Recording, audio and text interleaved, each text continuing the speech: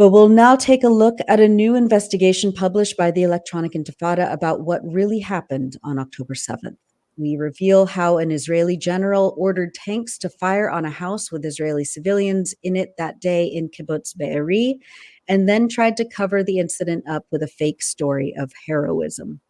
Now, relatives of those he killed are demanding the truth. That general, Barak Hiram, also appears to have originated one of the most poisonous fabrications Israel told about October 7th, the atrocity tale that Hamas fighters tied up and executed children in cold blood. That lie, told directly to President Biden by Benjamin Netanyahu, helped lay the ground for genocide. Ali, you wrote this piece with investigative journalist David Sheen that sheds more light on what happened on October 7th, particularly how Israel killed many of its own people on that day. Walk us through these new revelations. Thanks, Nora. Yes, as you know, this is a story we've been on since the very first day, and it's a central part of what happened on October 7th that mainstream media continue to pretend not to see. But important new pieces of information have come out in Israeli media over the last week or 2 weeks that really add to what we know. And there's both new video evidence and new testimony. Is that right? Yes. First, in terms of the video, just last week, Israel's Channel 12 released a video shot from an Israeli military helicopter on October 7th over kibbutz Be'eri. That's one of the Israeli colonial settlements just a few miles east of Gaza. And we can actually take a look at that now. And this is was published on...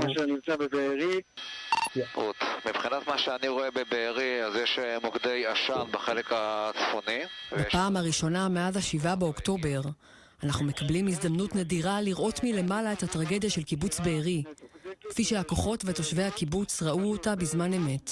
בשעה 4:20 אחר הצהריים, יותר מ9 שעות אחרי שחדרו לבארי מאות מחבלים, שכונות שלמות בקיבוץ עולות באש. אני צופה עכשיו על בארי, על החלק הצפוני. אני רואה מוקד עשן בחלק הצפוני מערבי מול הבית עלמין. שם זה הקרקלים השרופים? התיעוד הזה חושף בפנינו את היקף הלחימה ומספר המחבלים הבלתי נתפס שהשתלטו על הקיבוץ. הוא תיעד את הטנק שסייע לכוחות בבית של פסי וירה פגזים לעבר הבית. והם הביאו פתאום טנק. אני אומרת לאחד החיילים, תגיד, אבל אם אתם אומרים פגזים זה לא יפגע בבני ערובה? אז הוא אומר לי, לא, אנחנו רק עושים את זה בצדדים, להוריד קירות. הוא מעצים את סימני השאלה בהתנהלות צה"ל והימ"מ מול בית עם 15 בני ערובה. בא לראות טנק בתוך בארי.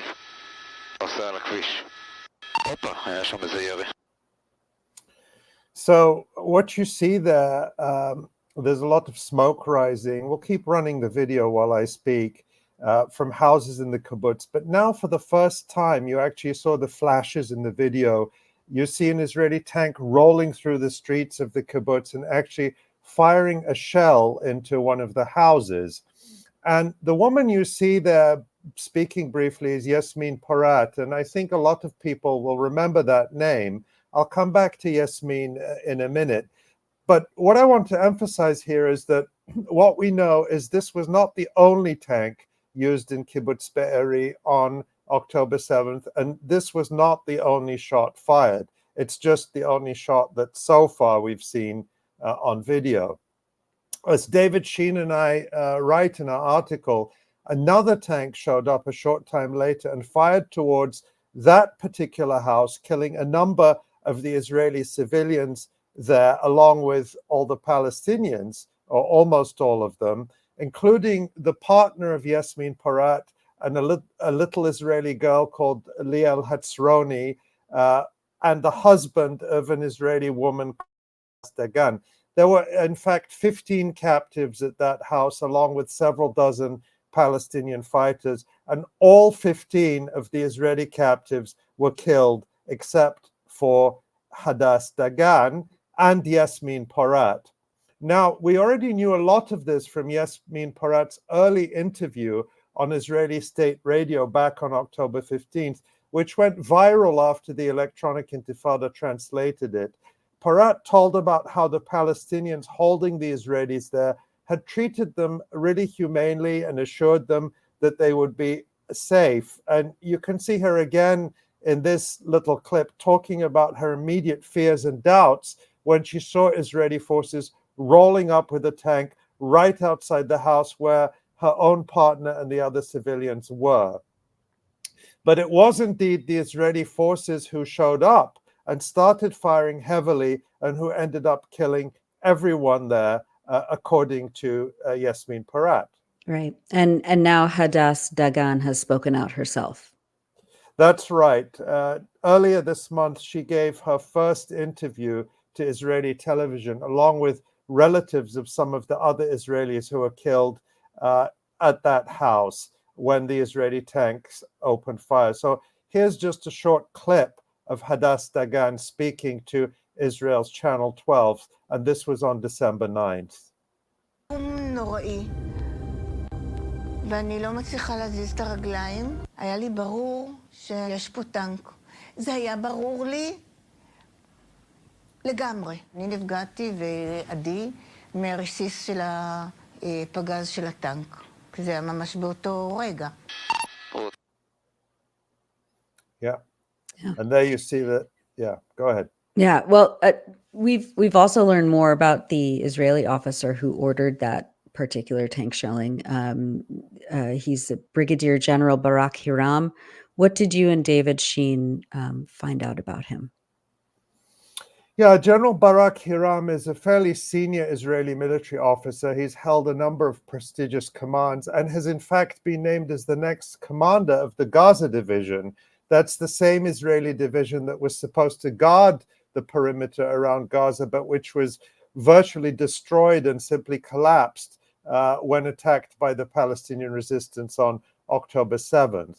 And Barak Hiram has tried to portray what happened in Kibbutz Be'eri in a completely different and false manner, covering up how his order killed Israelis. And of course, he's tried to portray himself in a heroic manner. He portrays himself as having just rushed to the scene and taken charge and basically saved the day. And he made these claims in an interview with Ilana Dayan, one of Israel's top investigative journalists. And here's Hiram speaking to Dayan, and this was in an interview broadcast on Israel's Channel 12 on October 26th. Let's take a look. מדווחים על אירוע בני ערובה בבארי. כן. בפועל, למרבה הצער, לא היו בני ערובה. בשלב הזה גם יש כוח של ימ"מ שהכנסנו פנימה ליישוב, ותוך כדי שהוא מטהר את השכונה שהוא קיבל, אחת האזרחיות מצליחה לברוח מהמבנים, ונוצרת איזושהי דינמיקה או תחושה שהמחבלים שמתבצרים שם בתוך הבלוק מוכנים אולי לדבר או משהו כזה. לנהל משא ומתן. לכאורה, ואפילו מגיע צוות מום מטכ"לי שמנסה ליצור איתם קשר ולקרוז. הם עונים? הם עונים לנו בטיל RPG. חתירה תשובה. ובשלב הזה אני מאשר למפקד הכוח של הימ"מ שהיה שם לפרוץ פנימה ולנסות להציל את האזרחים שכלואים בתוך אותם מבנים. זאת אומרת, כשהכוח של הימ"מ מנהל שם באמת קרב גבורה ומסתער פנימה, עוד יש איזושהי תקווה שאולי יש בני ערובה שאפשר לחלץ? אני חושב שבבלוק הזה היו כ-20 אזרחים, ואני חושב שכוח הימ"מ הצליח להציל 4 מהם. כל היתר נרצחו. כל היתר נרצחו בדם קר. כמה מחבלים בדעתך היו רק במתחם הזה? בספירת הגופות הגענו ל-26 מחבלים. רק במתחם הזה? רק במתחם הזה. ושם מצאנו 8 ילדים כפותים ביחד וירועים, זוג של בעל ואישה, כפותים ביחד וירועים. Let's run that again without the sound if we can. I'd like to just summarize the points he made because there may be people listening. And so, as you can see here, he's talking to Ilana Dayan and she's kind of walking him through. She says there were no hostages. And he talks about what happened, that the commandos were on the scene, that they brought into kibbutz Be'eri, and while purifying the neighborhood, that's the term they use for their violence, one of the citizens manages to flee. Now, that's a reference to Yasmin Porat actually leaving under negotiations. And he gives the impression that negotiations were impossible, and he gives the order to the commandos to rush in and save the day. So on his order, after the negotiations fail and the terrorists, as he calls them, respond with an RPG, he authorizes the commandos, the Yamam, to burst inside and to try to save the citizens trapped in those buildings. And then the Yamam wage a truly heroic battle, according to Ilana Dayan, and charge inside. And he claims that there were about 20 citizens inside. There were, in fact, 15. And he claims the commandos saved 4 of them. And then Ilana Dayan says all the rest were murdered in cold blood. And then Barak Hiram goes into these details where he claims we found 8 children tied together and shot, and a couple, a husband and wife, tied together and shot, and then Ilana Dayan asserts that there were no actual hostages because everyone had been murdered. So now there are a couple of outrageously false statements that David Sheen and I detail in the article. First, there were, in fact, extensive negotiations with the Palestinians inside, and that had led to the surrender of one of the Palestinian commanders, along with Yasmin Porat.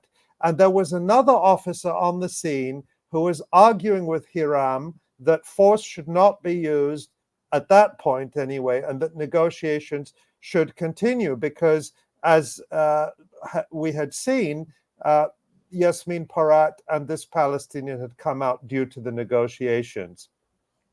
The second outrageous lie is that the Yamam, the Israeli commando force, went into the house to rescue hostages and, in fact, rescued 4 people. This is pure fiction. There was no rescue attempt by the commandos, and it was Barak Hiram's order to fire that ensured that everyone still alive among the captives was killed, except for Hadas Dagan. So that is a complete fabrication. There was no rescue attempt. He made that up. But perhaps the most consequential lie is Hiram's claim that the captives were tied up and executed in cold blood. This is a pure fabrication. As we detail in our article, this did not happen in this incident, and there's no evidence that it happened anywhere else. And why do you say that this is the most consequential lie? There's so many. Why is this the most consequential one? Well, David Sheen and I believe that Barak Hiram's story that he started telling very early on, before this interview with Ilana Dayan, is the origin of one of the major lies that Israel has been telling about October 7th. It's a fabricated atrocity tale that Israel used and is still using to justify and incite genocide. A lot of people believe this.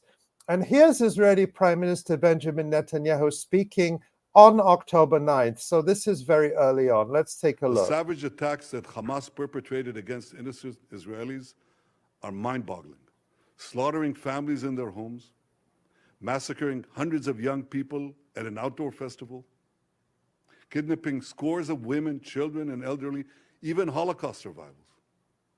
Hamas terrorists bound, burned, and executed children. They are savages. Yeah, and then now here's another clip. This is from October 11th, and it's a clip of Netanyahu speaking to President Joe on the phone. Joe, I want to give you a clear picture of the difficult situation we face. We were struck Saturday by an attack whose savagery I can say we have not seen since the Holocaust. I mean, we had hundreds massacred, families wiped out in their beds in their homes, women brutally raped and murdered, over 100 kidnapped, including children. And since we last spoke, the extent of this evil, it's only gotten worse. They took dozens of children, bound them up, burned them, and executed them. And look, here is Netanyahu Incredible. writing on Twitter on Christmas Eve, so just a few days ago. And he says there in his tweet, we're facing monsters who murdered children in front of their parents and parents in front of their children, who raped and beheaded women, who burned babies alive, who took babies hostage. As you can see, he repeats a whole series of genocidal lies. This didn't happen. They didn't tie babies up. They didn't rape and behead women. We did a segment a couple of weeks ago on the mass rape claims and the total absence of any credible evidence of that. So there's no claiming that Netanyahu was just going off confused reports or the so-called fog of war in the early days on and after October 7th.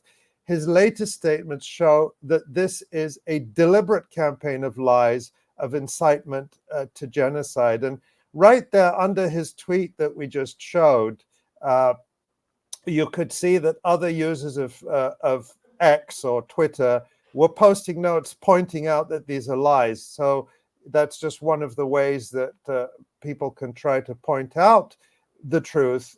Of course, that pales next to the kind of megaphone and platform Netanyahu has, and even more so, President Biden, who has been repeating these lies constantly.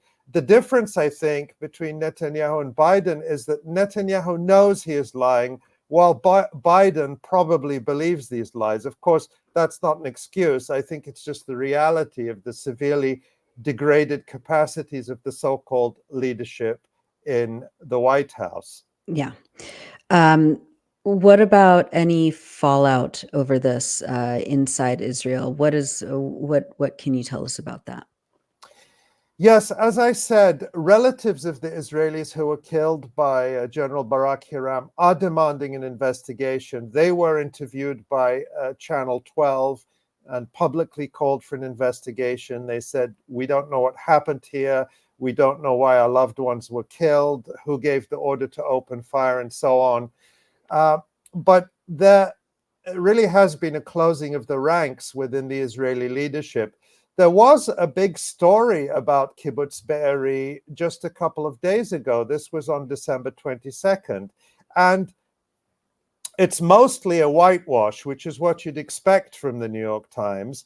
But it does mention in passing that the tank shell ordered to be fired by Barak Hiram killed the husband of Hadass Dagan. And as you can see there, that's David Sheen and I wrote a whole article about this. The New York Times managed a few sentences about what is really the most telling part of this whole episode in Kibbutz Be'eri.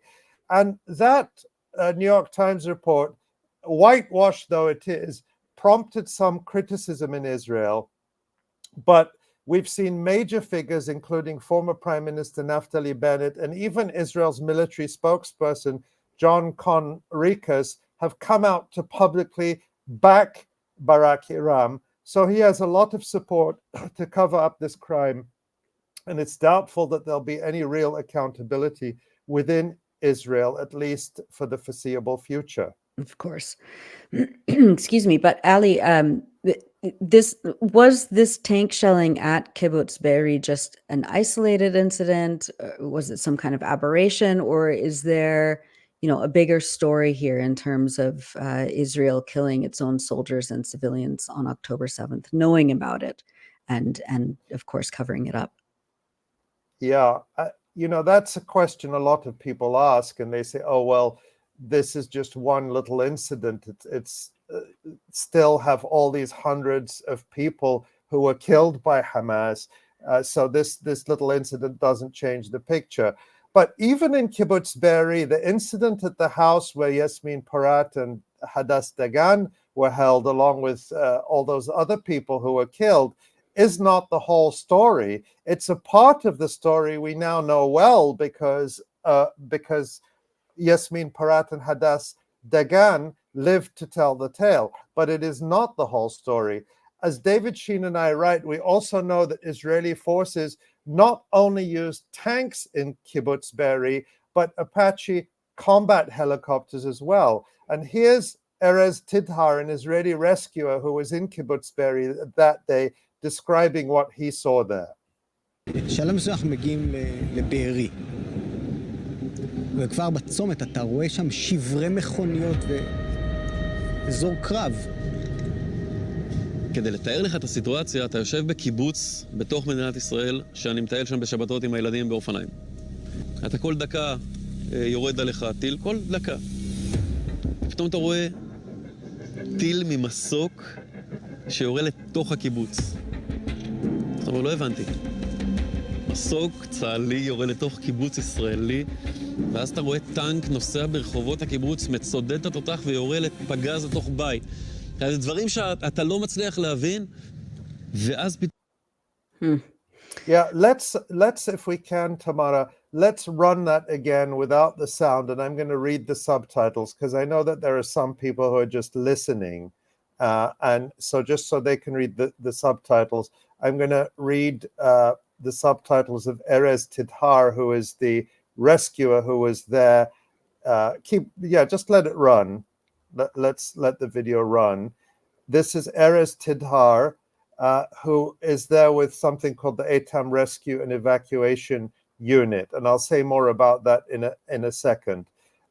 Here we go. He says, you're sitting in a kibbutz inside the state of Israel where I tour on Saturdays with the kids on bikes.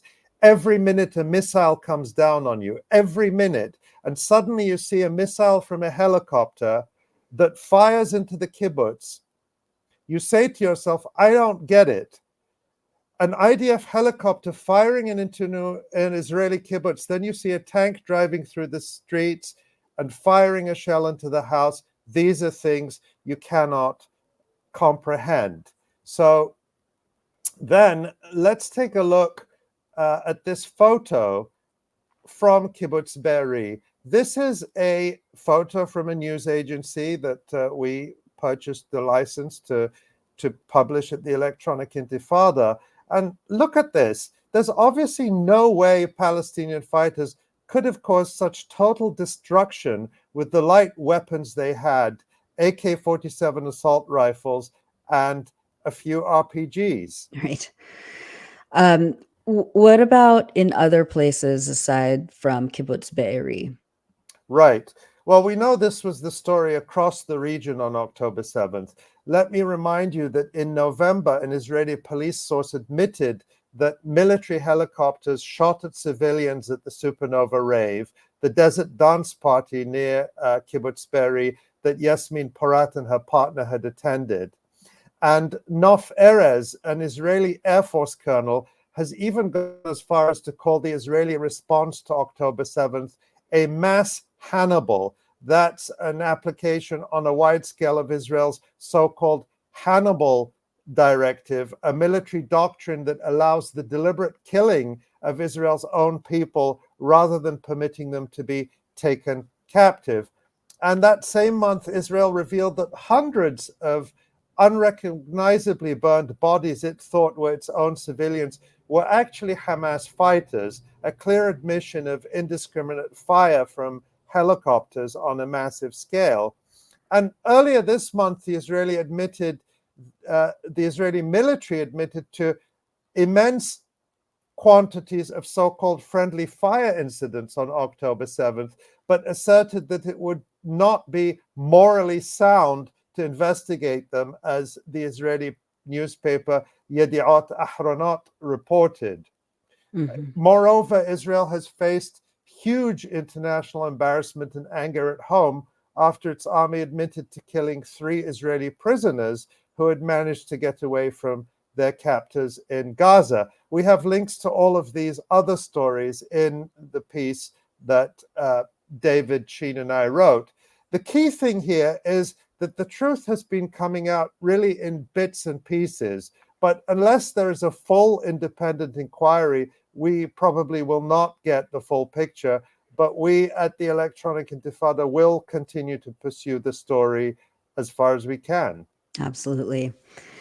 And yeah, I encourage all of our viewers and listeners to go to the Electronic Intifada and read the piece that you and David wrote. Israeli general killed Israelis on 7 October, then lied about it. It was published on Christmas Eve, December 24th. So yeah, encourage everyone to read it. And there are much more details. And I think all of the videos and evidence that we just saw here are also embedded in that piece. Thanks for watching this video. Please subscribe to our YouTube channel, hit like, leave a comment. These engagements help us with the YouTube algorithm and it helps us to get around Silicon Valley censorship as much as possible. It does make a difference. You can also support our journalism by going to electronicintifada.net and clicking on donate now. Thank you.